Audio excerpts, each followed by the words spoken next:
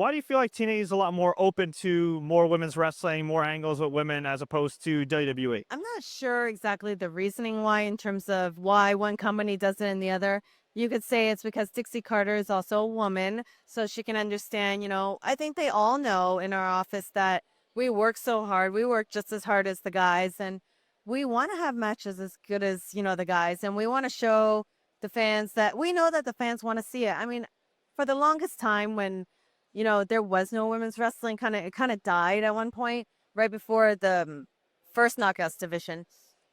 People used to tell me all the time, "Oh, women, they don't want to see women's wrestling, Gail," and it made me sad. And I said, "No, that cannot be true." And I kind of, kept on. I was that cheesy, fighter for women's wrestling.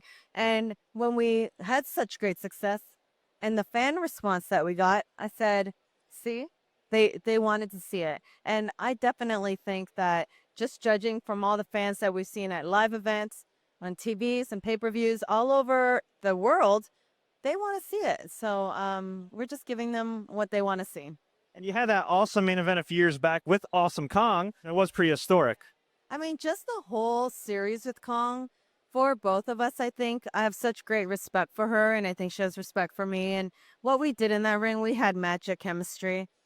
It was just the perfect time, too. I think that there was, like I said, there was no strong women's wrestling at the time. And it just like kind of came out of nowhere, and everyone, it was that perfect David and Goliath feud. And it was just something special. I can't say anything beyond that. And I will not, even though my body hurt like I've never had it hurt in my 12 years of wrestling, I will never take back a moment of it, because just those were the moments that you dream about when you want to become a pro wrestler. Yeah.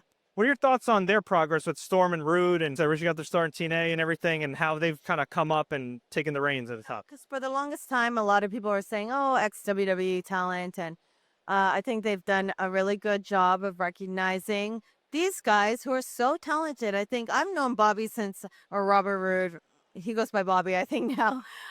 Since the Indies, we all started out together. Showtime, Eric Young, Tracy Brooks, Bobby, myself, Scott Demore. I mean, we all came out through it together. So, I knew how talented he was, and I think other people knew how talented he was. It was just a matter of time before the company knew that. And now, look, it's the longest reigning TNA heavyweight champion of all time now. So it's a great thing.